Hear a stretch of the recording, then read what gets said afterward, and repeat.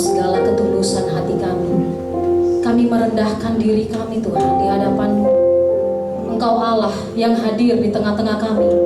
Engkau Allah yang menggenapi firman-Mu. 2-3 orang berkumpul dalam nama-Mu, Engkau ada bersama kami. Engkau Allah yang bertahta atas pujian penyembahan umat Israel. Engkau Allah yang bertahta atas pujian penyembahan umat-Mu Tuhan. Ini kerinduan kami. Ini kerinduan kami akan Engkau Tuhan. Bertemu muka dengan muka dengan Engkau Tuhan Yesus.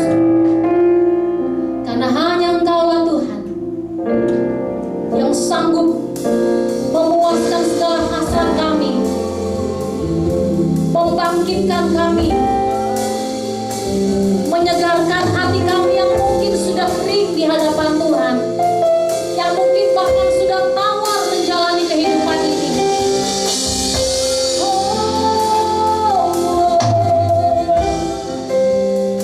Ini kerinduan kami,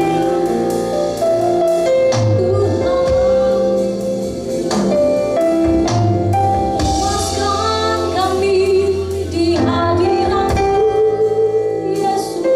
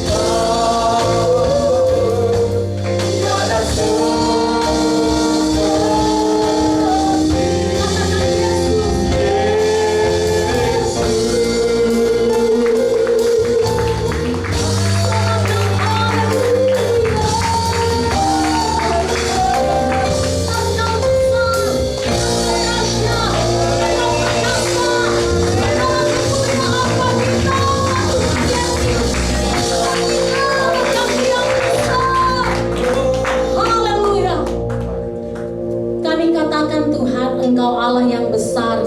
Dan kami akan berjalan di dalam perbuatan dan mujizat Tuhan yang besar juga dalam kehidupan kami. Engkau kekuatan kami, Engkau perisai kami yang teguh. Tidak ada yang bisa menyentuh kami. Tidak ada kuasa kegelapan yang bisa menguasai kami. Sebab pagar api perlindungan Tuhan itu nyata bagi kami. Yang percaya sama-sama katakan amin. Sama-sama katakan haleluya. Haleluya. Berapa banyak yang percaya bahwa kekuatan kita hanya dalam nama Tuhan Yesus. Kita nggak bisa jalan sendiri, Bapak Ibu Saudara. Kita butuh Tuhan, sumber kekuatan dalam hidup kita. Sekali lagi dong kita beri tepuk tangan yang terbaik.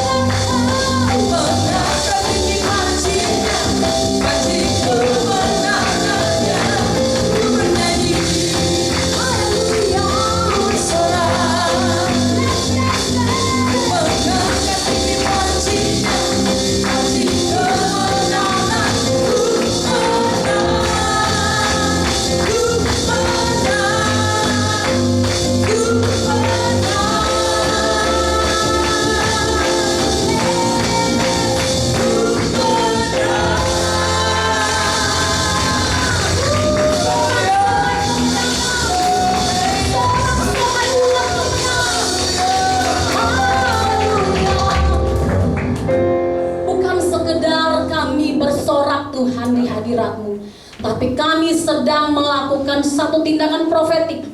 Waktu kami bersorak, tembok-tembok Yeriko itu diruntuhkan dalam hidup kami dalam nama Yesus. Sebab ini janji firman-Mu Tuhan, bahwa di dalam perkataan firman-Mu yang kami perkatakan, di situ ada kuasa Tuhan bekerja untuk kami, melampaui segala hikmat kami, melampaui segala akal budi kami. Cara Tuhan untuk menyelesaikan persoalan kami adalah ajaib. Tidak pernah kami sangka, tidak akan pernah kami pikirkan Tuhan.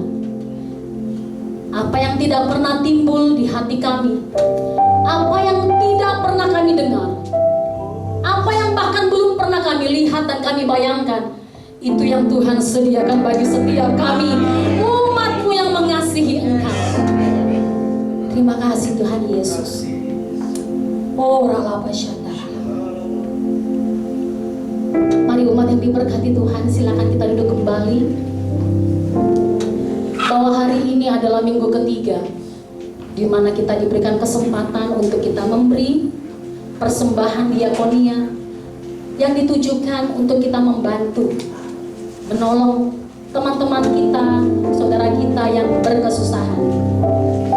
Dan biar hidup kami Bapa jadi saluran berkat-Mu buat orang-orang yang membutuhkan pertolongan kami.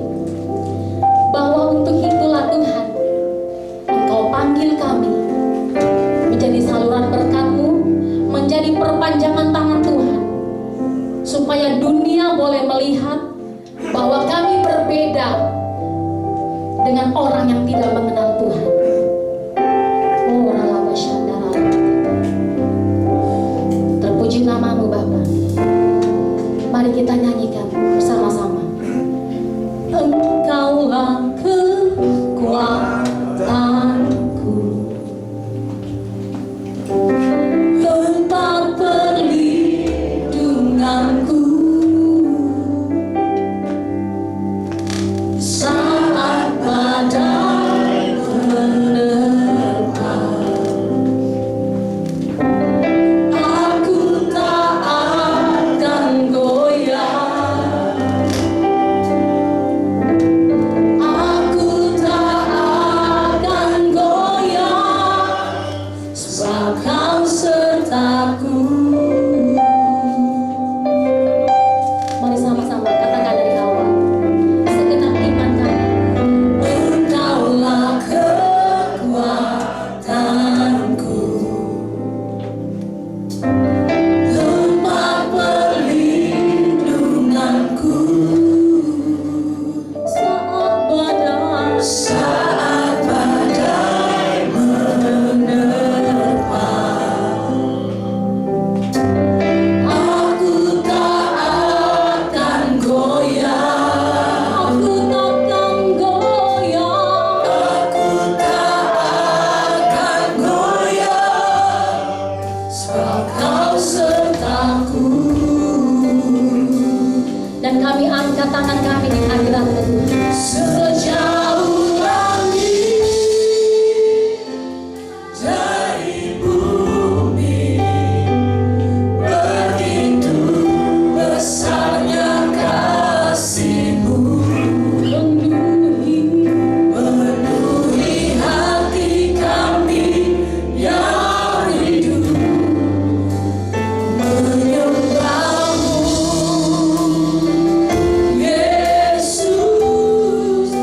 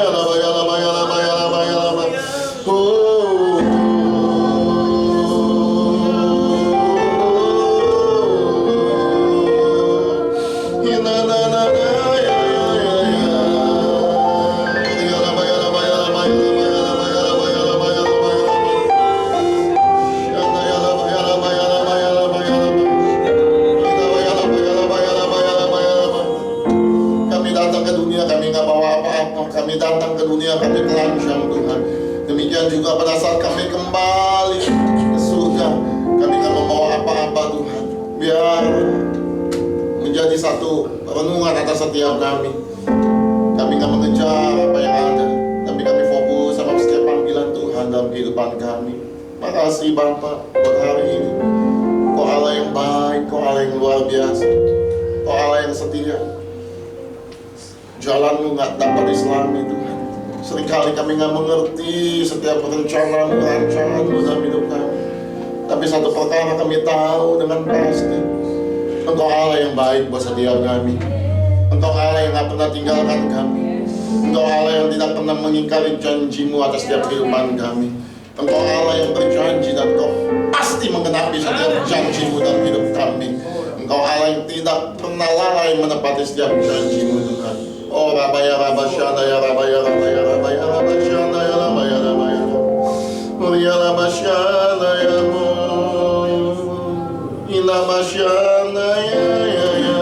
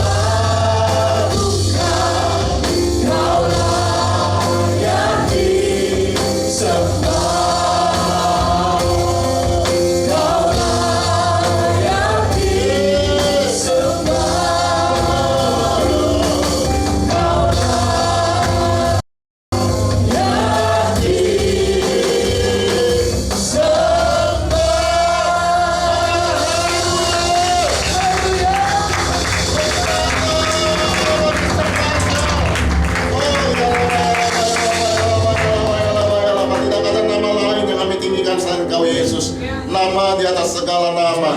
Engkau Allah yang berkuasa dulu, sekarang, bahkan sampai selama-lamanya. Kuasa-Mu tidak pernah berubah Tuhan. Kami tinggikan nama Tuhan lebih dari segala apapun yang ada di dunia ini Tuhan. Hanya nama Yesus sumber kekuatan kami. Hanya nama Yesus sumber pengharapan kami. Hanya nama Yesus segala-galanya dalam setiap kehidupan kami. Terima kasih Tuhan buat segala yang sudah Kau berikan buat kami, segala yang akan Kau berikan buat kami. Kami mengucap syukur bahkan buat segala perkara-perkara yang tidak enak dalam hidup kami, segala masalah-masalah yang boleh Kau izinkan terjadi. Kami mengucap syukur karena kami tahu semua mendatangkan kebaikan bagi setiap kami orang-orang yang mengasihi Tuhan. Terima kasih Tuhan, biarlah segala pujian penyembahan yang kami naikkan di hadapan Tuhan menjadi satu dupa yang harum dan menyenangkan hati Tuhan. Terima kasih Tuhan Yesus, sambil lepaskan berkat buat setiap mereka. Biar kasih Tuhan, kebaikan, kemurahan Tuhan turun mengalir melimpah-limpah atas setiap kehidupan mereka, keluarga mereka, pribadi lepas pribadi, bahkan setiap pekerjaan mereka. Tangan Tuhan yang selalu menopang, tangan Tuhan yang selalu menuntun, nyatakan kuasa-Mu Tuhan, berjalan bersama dengan mereka Tuhan, sehingga mereka boleh melihat bahwa Yesus yang kami sembah bukan Yesus yang mati, bukan Yesus yang tidak berjalan bersama dengan kami, tapi Yesus yang menuntun setiap langkah-langkah hidup kami. Terima kasih Tuhan Yesus, terima kasih. Kau ajaib, Kau dahsyat, Kau luar biasa buat hidup kami. Terpujilah Kau, Allah kami kekal selamanya. Haleluya, haleluya. Sama-sama kita katakan. Silakan duduk Bapak Ibu kasih Tuhan Yesus. Selamat siang, shalom. Biasa ini minggu ketiga, harusnya Paniko, tapi karena kemarin keadaan rusuh ya, jadi beliau nggak sempat ngambil tag untuk hari ini ya. Jadi ya saya juga nggak dapat bahas sih ya. Kita juga kan minggu ketiga ada maka ya, jadi tenang aja, tenang. Oke, saya cuma mau sharing aja. Barang kan cerita mengenai Yusuf ya, minggu lalu kalau saudara ingat, hamba Tuhan cerita mengenai Yusuf. Saya renungkan firman Tuhan itu, memang Tuhan itu tuh sebenarnya ya, kalau kita sadar dengan benar ya, kalau kita renungkan dengan baik, Tuhan itu tuh merancangkan setiap kehidupan kita, pribadi lepas pribadi. Kadang-kadang kita nggak ngerti jalannya Tuhan, kita nggak ngerti rancangannya Tuhan, tapi kita percaya Tuhan sedang mengenapi janjinya buat setiap kehidupan kita. Sambil contoh ya, Tuhan tahu akan ada kekeringan. Ya, ini cerita zaman Yusuf ya. Tuhan tahu akan ada kekeringan. Nah, dia mulai planning kira-kira kayak gitu ya. Gimana nih menyelamatkan umatku Israel supaya dia nggak binasa kekeringan. Gitu. Nah, Allah mulai merancang. Dia sudah menetapkan Yusuf. Makanya kan dikasih mimpi kan. Ya, dikasih mimpi segala macam. Tuhan sudah menetapkan Yusuf. Ya, menetapkan Yusuf untuk menjadi rencana Tuhan, untuk mengenapi rencana Tuhan menyelamatkan bangsa. Ya, itu kan panjang tuh. Istilahnya tuh tujuan akhirnya kan panjang. Ya, tujuan globalnya tuh, blueprintnya tuh besar. Nah, Tuhan pilih Yusuf. Ingat, waktu kejadian itu tidak ada seorang pun yang tahu rencana Tuhan. Dan luar biasanya Tuhan kita gini nih, dia nggak pernah bilang rencananya dari A sampai B, sampai C, sampai akhir, nggak ada. Tuhan mau kita jalan aja. Ya, sama kan seperti Abraham. Ya, suruh keluar. Kemana Tuhan? Jalan aja. Ya, Tuhan nggak pernah bilangin, oh Abraham nanti kamu gini ya, nanti tahun depan kamu akan nyampe di kota ini. Nah, nanti tahun ketiga kamu akan nyampe kota ini. Nah, nanti kamu di sono akan tambah kaya, ternakmu tambah banyak, dan segala macam. Ternyata enggak tuh. Ya, makanya Abraham tanya, kemana Tuhan? Nggak dikasih tahu, jalan aja. Nah, itu kerjanya Tuhan. Ya, Tuhan nggak pernah rancangkan, ngasih tahu tuh dari A sampai Z. Nah, sama seperti itu. Yusuf tidak ngerti, keluarganya nggak mengerti rancangan Tuhan. Tapi ingat, di balik semua itu rancangan Tuhan bekerja. Sama seperti hidup kita hari-hari ini. Ya, kita nggak tahu. Ya, tapi ingat, Tuhan bekerja di balik layar. Ada sutradara agung yang terus menulis skrip naskah untuk apa rencana Tuhan buat hidup kita. Oke, kembali lagi dari Yusuf. Yusuf dikasih mimpi. Ya, sebenarnya plan besarnya Tuhan tuh menyelamatkan bangsa Israel. Lihat, Tuhan mau menyelamatkan bangsa Israel. Dia pilih si Yusuf dulu. Ya, apa yang terjadi? Tuhan mau nih si Yusuf nih harus ada di negara lain. Kira-kira kayak gitu ya. Kalau mungkin ada skenario nya nih, Tuhan udah bikin. Oh, ini gimana Yesus ini bangsa Israel selamat ya? Oke, dia harus ada di satu negara lain yang akan melimpah di situ. Ya, supaya nanti dia bisa bawa keluarganya, bangsanya. Tapi kita tahu kan ceritanya kan, Yusuf akhirnya dijual. Bagi kita kacamata manusia, kayaknya sepertinya jauh daripada rencana Tuhan. Rencana Tuhan menyelamatkan bangsa Israel melalui Yusuf. Tapi pada praktek nyatanya Yusuf harus dijual ke Mesir. Secara manusia ini seolah-olah nih bertolak belakang. Tapi ingat, itu rencana Tuhan. Makanya kan saya bilang, Tuhan itu tuh luar biasa. Sama seperti orang main catur. Kita nggak tahu nih langkah orang musuh kemana nih. Dia kesini, dia kesini. Ternyata ada sesuatu rancangan yang dia tahu. Nah sama seperti Tuhan itu. Dibawa ke Mesir. Ya, jadi budak. Kalau kita lihat udah nggak ada pengharapan. Tapi justru Tuhan sedang bawa rencananya. Supaya dia harus ke Mesir dulu. Sampai di Mesir, kita pikir selesai. Apa nih rancangan Tuhan? Rancangan Tuhan nggak meleset. Tuhan nggak berkata, ya, kok si Yusuf dijual? Enggak. Tuhan justru buat itu. Makanya hidup kita nggak ada yang Tuhan berkata, ya, kok gitu enggak. Tuhan buat rancangan buat kita. Sampai dia di rumah Potifar. Ya, lihat, bagian kita atau bagian Yusuf adalah taat aja. Ya, taat aja, jalanin aja. Lakukan aja bagian kita. Ya, Yusuf akhirnya dijual ke Mesir. Ya, sekali lagi saya mau tekankan, dijual ke Mesir itu jadi budak. Budak itu nggak ada pengharapan. Budak dipanggil, dibunuh, selesai. Nggak ada hukumnya. Budak itu kayak barang. Saudara punya budak nih, zaman dulu nih, kita ya punya budak. Aduh, ini budak males, aduh, ini budak jelek. Tukar tambah. Bisa. Ini budak dijual. Jual ya, 2 juta budak pun. Mau nggak? Ya boleh, beli. Nah, kita beli lagi yang bagusan 2,5 juta misalnya. Bayangin manusia tuh kayak begitu, udah kayak barang, nggak ada pengharapan. Oke, kita lihat lagi. Yusuf udah buat bener. Ya, lalu digoda sama Tante Poti. Ya, Tante Potifar.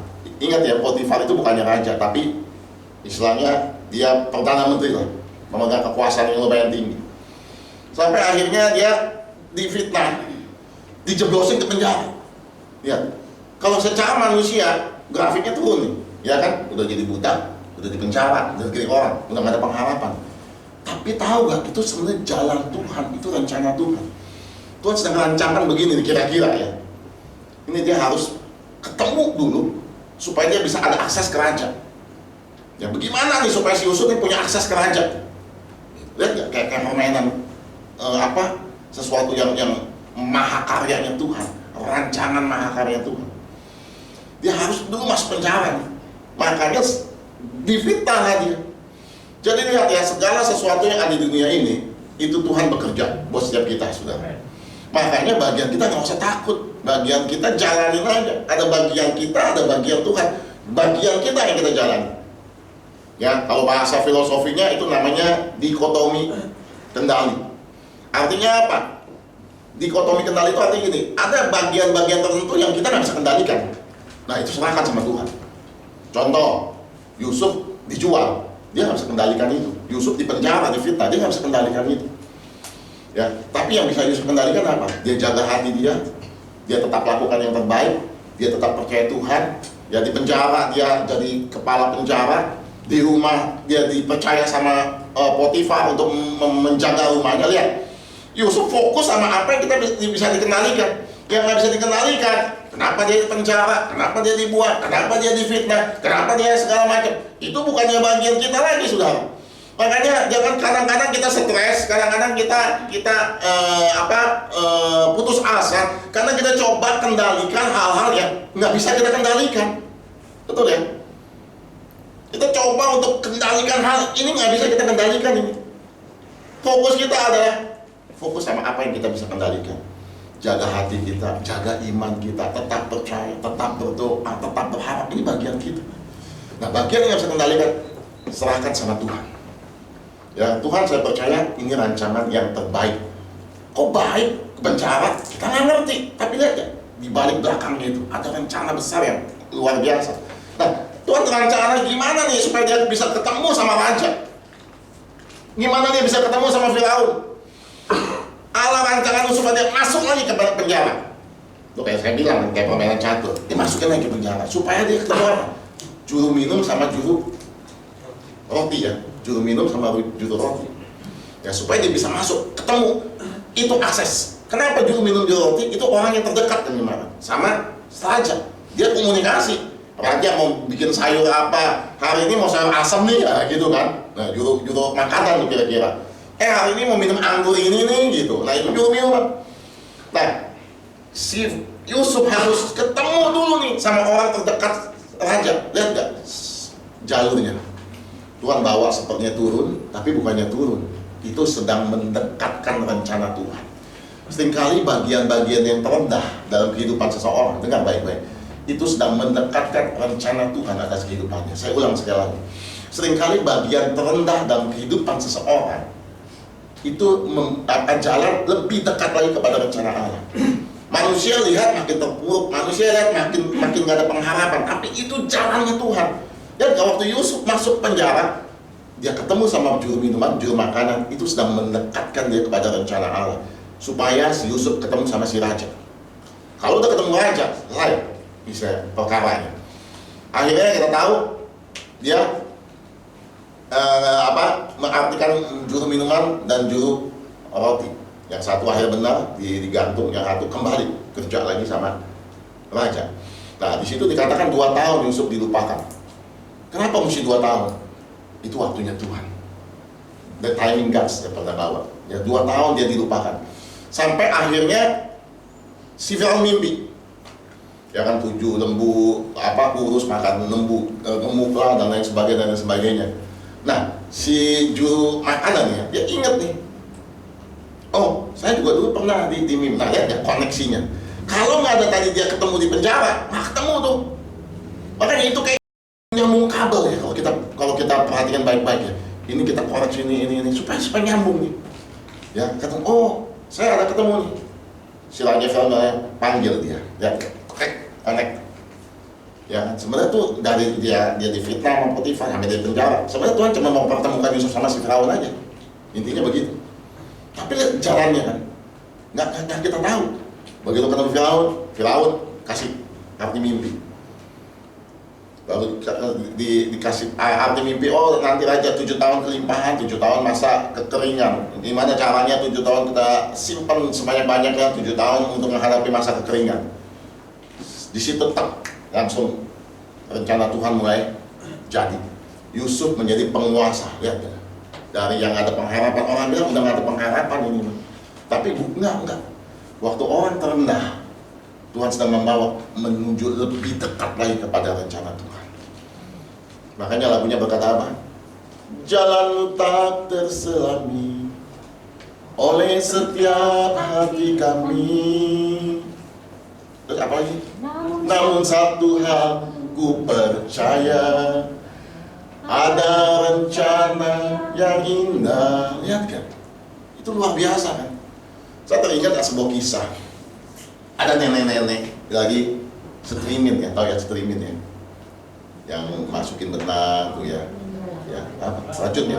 Serajut. Enggak, streaming juga ada tuh yang ada gambar-gambar tuh. Mama saya tuh kayak ada benangnya tuh, ada gambarnya tuh, ya kan? Nyulam ya? Streaming apa?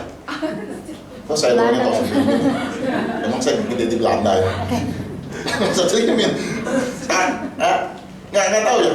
Itu zaman, iya, yang ada misalnya ada gambar apa nih? Dia ada gambar kertasnya nih, ada gambar kelinci misalnya. Ada yang X, kalau X ini warna merah gitu kan, benang merah. Oh itu lanjut ya, atau saya namanya streaming, ya. Udah. Nah, ceritanya itu si nenek dia akhirnya merajut lah apapun ya, gitu ya. Nah, ada si cucu lagi tiduran ngeliat bawahnya yang si nenek itu lagi kerjakan, bawahnya rajutan itu. Si cucu kaget gitu, kok si nenek bikin begini, kenapa di belakangnya itu berantakan kan? Benangnya nggak karu-karuan, jelek gitu ya, nggak kelihatan yang baik gitu. Tapi si nenek bilang ini, Cuk kamu salah lihat arah, ya kan viewpoint kamu beda. Sini, kamu naik ke sini lihat, ternyata ada gambar yang bagus. Seringkali itu yang kita lihat. Seringkali kita lihat kok Tuhan jahat, kok Tuhan nggak berkati saya, kok Tuhan begini. Ternyata kita cuma salah lihat aja pandangan Tuhan. Coba Yusuf waktu itu juga, kok Tuhan begini ya, katanya janjinya begini, kok saya masuk penjara, kok saya jadi budak ya, kok saya begini dan lain sebagainya. Kalau dia hanya berkutak di situ, dia nggak akan melihat sesuatu yang indah yang Tuhan sedang tetapkan. Akhirnya kita tahu dia jadi penguasa, ya, dia menjadi penguasa kedua setelah Firaun. Dan satu hal yang menarik bagi Yusuf adalah dia nggak balas dendam. Ya, itu luar biasa. Orang biasanya waktu lagi rendah, dihina-hina, biasanya tuh begitu dia udah naik, yang dia mau lakukan apa? Balas dendam. Betul kan? Coba bayangin, itu penggal istrinya Potifar, tentaranya. Dia udah difitnah. Ya kan, dia nggak tidurin si istrinya Potifar, dia bilang tidurin, itu kan kurang ajar, sampai di penjara. Ya kan, orang hari pertama mau Yusuf jadi nih, buat cari mana si tante Popi. Ya kan, abis, tapi Yusuf enggak. Dan satu perkataan Yusuf luar biasa, ini harus kita pegang. Waktu oke, kita cerita dulu, akhirnya dia penguasa. Ya, akhirnya masuk masa kekeringan. Rencana Tuhan berhasil melalui hidup Yusuf. Lihat rangkaian yang kehidupan yang begitu tuh, akhirnya rencana Tuhan berhasil. Akhirnya keluarganya dibawa kan. Pertama satu-satu dulu, sampai semua keluarganya dibawa, sampai 70 orang tuh masuk pertama kali ke Mesir tuh. Sampai dia ketemu lagi sama bapaknya dan lain sebagainya. Lihat gak? Itu rencana Tuhan akhirnya tuh. Tuhan sedang pikir gimana orang Israel ini, bangsa umat Tuhan tuh pindah ke Mesir. Itu tuh rencana Tuhan dari awal. Tapi dia harus buat si Yusuf seperti itu dulu. Lihat jalannya Tuhan. Ya, akhirnya adik-adiknya ketakutan kan, yang kakak-kakaknya yang dia buang ke sumur, ke ini. Tapi Yusuf lihat, dia kata gini, engkau mereka-rakakan yang jahat, tapi Allah mereka-rakakan sesuatu yang baik. Dahsyat ya, itu Yusuf. Dia ngerti. Ayo, hari-hari ini kita ngerti. Mungkin kehidupan kita nggak seenak yang kita dengar. Tapi percayalah, Tuhan sedang merentah kehidupan yang luar biasa buat kita. Ada lagunya lagi, merendah. Tuhan sedang merendah sewaktu saya yang agung mulia. Iya, tak dapat sepeda ya. Sepeda seberang. Ya, itu luar biasa kan. Tangan Tuhan selalu merendah. Makanya hari-hari bagian kita orang percaya adalah tetap percaya. Ya, Pak Wela sekarang katakan keep believing, keep worshiping. Tetap percaya, tetap menyembah Tuhan, tetap aja percaya. Ya, Allah merancangkan. Satu lagi sedikit mengenai Ratu Esther juga. Lihat, Tuhan tuh rancangkan. Itu ada kejadian di mana bangsa Yahudi akan dimusnahkan. Ya, akan dimusnahkan. Sekarang bagaimana nih Tuhan sedang merancangkan supaya bangsa ini diselamatkan? Lihat gak? Tujuan akhirnya Allah cuma bilang ini, bagaimana bangsa Israel diselamatkan dari genosida, pemusnahan ini. Ya, mulai Allah merancangkan skrip kata saudara. Dia pakai Esther.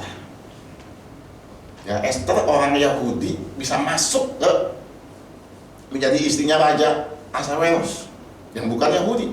Makanya waktu dia masuk, dia disembunyikan status dia. Dia orang Yahudi, tapi dia bisa nerobos masuk. Melalui apa? Kontes kecantikan.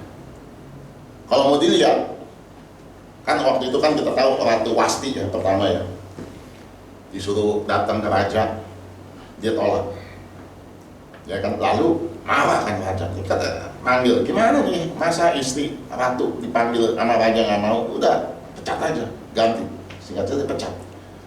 Nah, mulai rancangan Allah nih, mulai Tuhan jalanin skenario-nya. Wah, ini keren ya. Makanya kalau kita lihat gini ya, Allah kita tuh dahsyat luar biasa buat merancangkan setiap kehidupan seseorang yang Tuhan sedang lihat. Dia mulai adakan kontes kecantikan si raja. Mau cari pengganti Ratu Wasti. Orang cantik banyak. Saya percaya ya, bukannya Ratu Esther aja yang cantik, yang lain kata Bang itu gemblang gitu. Enggak. Ya pasti semua kutilang, kurus, tinggi, langsing. Ya kutilang semua. Ya, wah, cantik. Apalagi semua kan ratu mengalami sama-sama tuh di karantina kan istilahnya 1 tahun. Ya semua juga dapat rempah yang sama, semua juga wangi yang sama, semua juga dapat perlakuan yang sama. Ya kan, begitu kontes kecantikan raja pilih, semua juga cantik. Coba aja saudara kalau nonton Miss Universe, bingung kita melihat semuanya cantik semua. Pas pilih mana yang jadi istri, kita tutup mata juga kayak gini boleh. Masih cantik punya gitu istilahnya. Ya, nah itu lihat segitu banyak cantik. Ratu Esther kepilih. Rencana Tuhan sedang genapi. Ya kan, jadi ratu dia. Oke? Nah, si Mordekai itu ternyata keturunan Agag, Raja Agag, keturunan orang Agag. Sudah ingat siapa itu Agag? Agag itu, ingat waktu Raja Saul, Tuhan perintahkan gini, bapak tumpas semua orang Agag, jangan kecualikan, tetapi rajanya diselamatkan. Dari situlah orang Agag benci sama orang Yahudi. Makanya waktu si Haman itu pegang kekuasaan, dia mau bantai itu semua orang Yahudi. Lihat gak? Tuhan hanya mau selamatkan bangsa ini. Dia pakai Ratu Esther. Ya, masuk dulu nih ke sini. Kalau kata Esther, masuk dulu nih kalau kata catur. Jadi apa? Istrinya raja. Ya kan kita tahu kisahnya si Haman udah gemes sekali, udah bikin surat untuk bantai semua bangsa Yahudi. Ya, sampai akhirnya permainannya dimulai nih. Ya kan si ratu, ada pamannya kan si Mordekai. Si Mordekai bilang, lu tahu gak nih, ngomong sama si Esther nih ya, tentu melalui perantara. Nih Yahudi ini mau dibantai. Lu jangan enak-enakan di jadi ratu di sana. Lu sih mungkin selamat. Lu nggak tolong juga nggak apa-apa, Tuhan akan pakai cara lain, kata si Mordekai. Si ratu akhirnya gini bilang, aduh, saya ini belum dipanggil sama raja 1 bulan. Hukumannya di sana. Ini raja lagi duduk di singgasana, aku lagi duduk di kantornya, kira-kira gitu, kita ketok pintu sama si raja, walaupun itu ratu nggak dipanggil sama raja, walaupun itu ratu, hukumannya mati. Mengerikan. Coba. Jadi kata ratu nih, nggak mungkin. Dia bilang, saya bisa mati. Ya terserah, kata si Mordekai. Kalau lu nggak mau, Tuhan pakai cara lain. Akhirnya oke, kata si ratu. Puasa 3 hari, makanya terkenal puasa Esther. Ya puasa 3 hari, doa buat aku. Singkat cerita, dia lihat dari situ saya katakan lagi, dia kendalikan apa yang dia bisa kendalikan. Apa? Dia puasa. Ratu Esther mengerti, dia mulai puasa, dia mulai merendahkan diri, dia minta sama Tuhan. Itu bagian dia. Di luar kendali itu dia nggak pusingin. Satu ketika dia datang sama raja setelah 3 hari. Cuma ada 2 kemungkinan hari itu, mati atau ada raja. Dengerin. Tapi rencana Tuhan nggak pernah gagal. Waktu Ratu Wasti kunjungin si raja kasih tongkat. Itu tongkat artinya apa? Oke, boleh. Kalau nggak ada tongkat habis. Jadi itu tongkat itu sebagai tanda, kan banyak pengawal kan si raja. Kalau dipanggil paduka tuanku, dia nggak kasih tongkat, itu pengawalnya udah tahu nih. Wah, raja marah nih, langsung dia ambil tuh sikat. Tapi kalau ada tongkat, pengawal tahu berarti raja berkenan dikasih tongkat. Nah, dari situ mulai itu. Ya merancangkan bagaimana ketemu sama si Haman, makan malam dan lain sebagainya. Sampai akhirnya tuh kayak dibikin, dia katakan gini kata si ratu, dia mulai buka tuh bahwasannya orang Yahudi. Nah, raja udah tanggung cinta. Kalau mungkin dari awal dengan orang Yahudi, mungkin dia nggak pilih, mungkin ya. Ini versi saya aja. Tapi begitu dia udah cinta dibilang Yahudi, ya udah, dia nggak ada masalah. Tapi kata si Ratu Esther, bangsa hamba akan dibantai, akan dibunuh. Sama siapa? Sama dia nih orang ini, si Haman. Kan dia si ratu tuh mengadakan pertemuan bertiga, makan malam bertiga, ratu, raja, sama Haman doang. Wah, si Haman senang sampai pulang ke rumah. Besok saya diundang. Dia bilang sama ratu sama raja doang, nggak ada yang lain. Dia bilang, wah dia sukacita, pasti dia naik pangkat. Nah, saya lupa. Sebelum malam pertemu, lihat Tuhan kerja lagi. Si raja dibikin nggak bisa tidur. Saja gelisah nggak bisa tidur. Lalu dia bangun kan malam-malam itu kan. Bangun malam-malam itu. Dia nggak bisa tidur, dia baca buku. Ya nggak tahu kalau saudara nggak bisa tidur ngapain? Cuci WC ya? Sayang istri. Ya, dia nggak bisa tidur nih raja nih.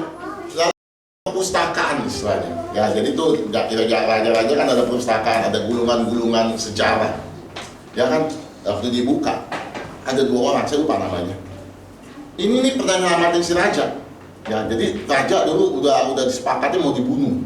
Ya, tapi si Mordekai itu kasih bocoran sama si raja. Ini mau dibunuh nih 2 orang ini, hati-hati. Singkat cerita jadi ternyata benar, terbukti dia mau membunuh. Mati tuh yang 2 orang mau bunuh. Nah, si raja nggak bisa tidur, dia mulai buka. Gue pernah diselamatin ya sama 2 orang ini ya. Dia tanya pegawainya, Ini orang udah pernah dikasih apa nih? Tanda jasanya, nyelamatin nyawa saya. Belum Tuhan. Wah, nggak benar nih. Lihat tuh, di situ tuh Tuhan kerja terus kan. Dibikin nggak bisa tidur, dia bisa lihat catatan. Oke, besok malam ketemu kan sama 3 orang itu tadi. Ketemu sama Ratu sama si Haman. Si raja tanya nih, itu raja masih belum ini ya. Si Haman itu masih tanda kutip kesayangan si raja tuh masih. Haman dia bilang, lu tahu gak si A sama si B? Iya tahu tuh, dulu mau bunuh raja ya. Iya. Tahu gak itu belum dikasih rencana atau tanda jasa? Iya. Coba apa yang paling baik untuk kita kasih orang itu, dia bilang, yang sudah menyelamatkan. Ya. Oh, kata si Haman, dia udah pikir dia nih, aguan nih. Baik Paduka, pakaiin baju kebesaran, naikin ke kereta kuda kerajaan, arak keliling kota, dan orang harus tunduk kepada dia. Wah, si Haman pikir kan buat dia nih, ya kan? Pasti buat gua. Oke, kata si raja, kasih itu sama Mordekai. Itu Mordekai itu orang yang Yahudi yang dia mau bunuh Haman itu. Kaget nih. Nah, mulailah si Esther mainkan peran. Ini nih yang akan bunuh bangsa hamba. Marahkan si raja. Di Alkitab berkata gini, begitu raja marah, dia mulai nggak ngomong sepatah-patah, dia keluar dari ruangan itu. Si Haman ketakutan. Dia mulai samperin Ratu Esther, yang memohon-mohon supaya minta ampun. Raja masuk. Tuhan bikin seolah-olah raja makin marah. Kenapa? Lu kurang ajar ya. Udah lu ini sekarang lu mau deket-deket sama si ratu. Emang ratu bisa enak aja dideketin, kaki dipegang-pegang. Ya kan, lu udah kurang ajar ya ini. Singkat cerita habis ya Haman. Sejak saat itu singkat cerita, kalau nanti sudah baca, bangsa Yahudi selamat, nggak ada yang dibunuh. Ya, keluar titah raja, semua surat diedarkan, semua stempel raja bahwa semua orang Yahudi boleh melawan kalau dia akan dibunuh atau dianiaya, semua boleh melawan.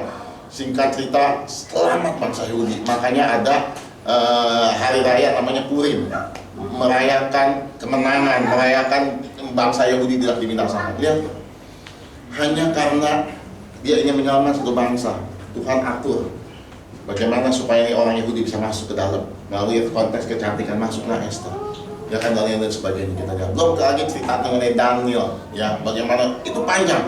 Kalau kita lihat semua, saya kasih benang merahnya adalah Tuhan berperkara buat setiap kita orang-orang percaya.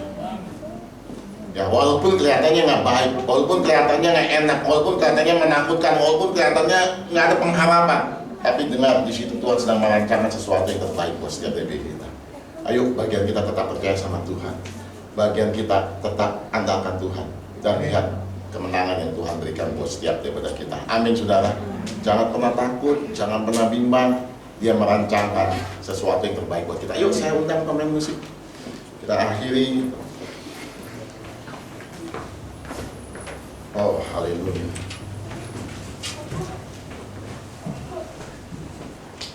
Kita nyanyi lagi. Tangan Tuhan sedang merendah suatu karya.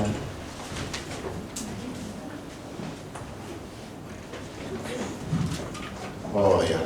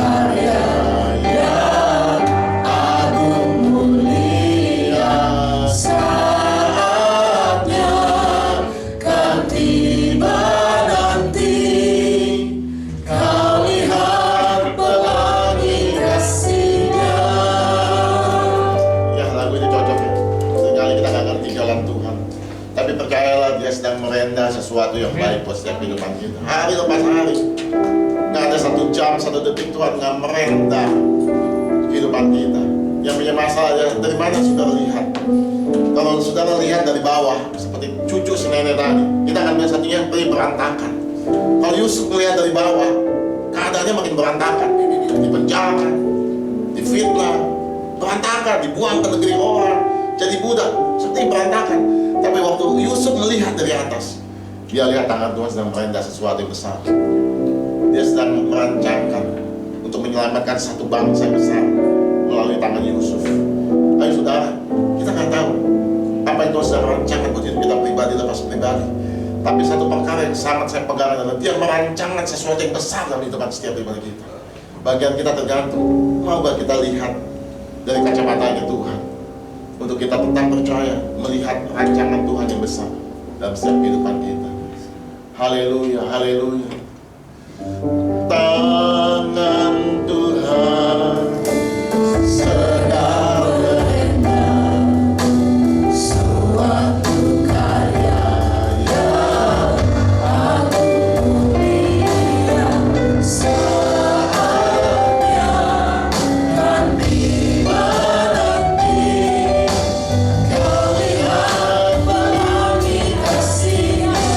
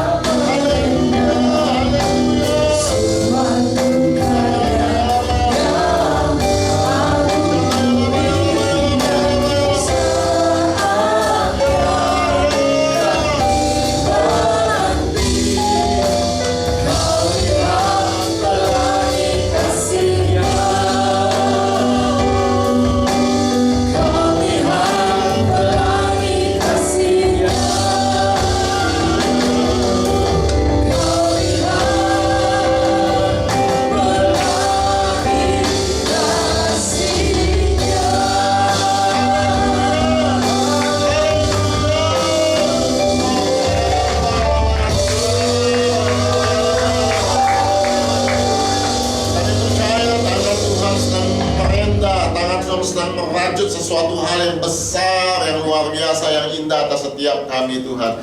Kami percaya Tuhan, apa yang kami lihat mungkin sepertinya gak enak, apa yang kami lihat sepertinya jauh daripada janji Tuhan. Tapi satu perkara kami tahu, Engkau sedang merancangkan, merenda sesuatu yang indah tepat pada waktunya Tuhan. Bagian kami fokus sama apa yang dapat kami kendalikan, yaitu hati kami, iman kami, kehidupan kami, doa kami, percaya kami sama Tuhan. Itu yang dapat kami kendalikan. Tapi di luar itu biarlah yang kami tidak dapat kendalikan, keadaan yang ada, kenyataan yang kami hadapi, kami serahkan itu semua sama Tuhan. Kami percaya Engkau sedang melakukan sesuatu yang besar buat setiap kehidupan kami, pribadi lepas pribadi. Terima kasih Tuhan Yesus, Kau mengingatkan kami, biar kami boleh setiap kali merenungkan setiap kebaikan Tuhan dalam hidup kami. Kami merenungkan setiap apa yang sudah Kau kerjakan dalam hidup kami. Kami tahu jalan-jalan-Mu gak dapat kami selami, rancangan-Mu gak dapat kami ketahui Tuhan. Sama seperti Yusuf, dia gak tahu rancangan besar Tuhan untuk menyelamatkan bangsa Israel. Biar hari-hari kami bertindak seperti Yusuf, dimanapun Kau tempatkan kami. Kami tahu itu sedang menuju kepada apa yang Kau janjikan. Semakin kami tahu, kami melihat bahwa apa yang Kau janjikan semakin dekat, bahkan di titik-titik terendah dalam hidup kami. Kami tahu itu jalan sedang menuju kepada setiap janji Tuhan dalam kehidupan kami. Yusuf juga mengalami tempat yang tidak enak, jalan yang seperti jauh, tapi dia akhirnya melihat rencana Tuhan buat bangsa Israel digenapi melalui kehidupan Yusuf. Terima kasih Tuhan Yesus, ajar kami melihat dari sisi yang lain, dari sisi atas Tuhan kami melihat pemerintah sesuatu yang besar. Mungkin sulaman itu belum jadi, tapi kami akan pasti melihat satu hal yang besar, gambar yang indah, Kami akan melihat pelangi yang indah. Biar kami boleh percaya bahwa setiap janji Tuhan dalam hidup kami. Kau kuatkan teguhkan setiap hati kami, orang-orang percaya. Di hari-hari terakhir, kami tetap berharap, kami tetap percaya, kami tetap berpegang pada setiap janji Tuhan. Sesuatu yang besar pasti terjadi buat setiap kehidupan kami, bahkan keluarga besar kami. Terima kasih Tuhan buat setiap kami mengambil Tuhan, berkaitan Tuhan menjadi rema atas setiap kehidupan kami. Sebentar kami akan berpisah, sertai kami yuk kita angkat bangkit berdiri. Oh Rabasyanda ya Rabasyanda ya Rabasyanda ya Rabasyanda. Terima kasih Tuhan Yesus, kami angkat engkau kami Tuhan. Terima kasih kalau hari ini kami boleh diberikan kesempatan untuk kami boleh menabur di ladang Tuhan. Biar ini menjadi berkat apa yang kami tabur, apa yang kami tuai. Ini Tuhan Yesus kami akan menuai Tuhan berlipat-lipat kali ganda. Terima kasih Tuhan kau berkati setiap apa yang kami kerjakan. Tangan Tuhan campur tangan atas setiap pekerjaan apapun yang kami akan dibuat berhasil dan beruntung. Terima kasih Tuhan, sebentar kami akan berpisah serta kami di mana tempat tujuan kami masing-masing dengan tidak kurang suatu apapun. Kami siap menerima berkat yang daripada Tuhan. Mari kita akan tangan kita kekasih-kekasih Allah, pulanglah di mana berkat kasih saudara, sejahtera daripada Allah Bapa, di dalam Tuhan kasih kita Yesus Kristus Tuhan, dan Tuhan manis Dia Roh Kudus menyertai kita mulai hari ini sampai datang Yesus kita akan menjemput dari awan-awan yang permai bahkan sampai selama-lamanya.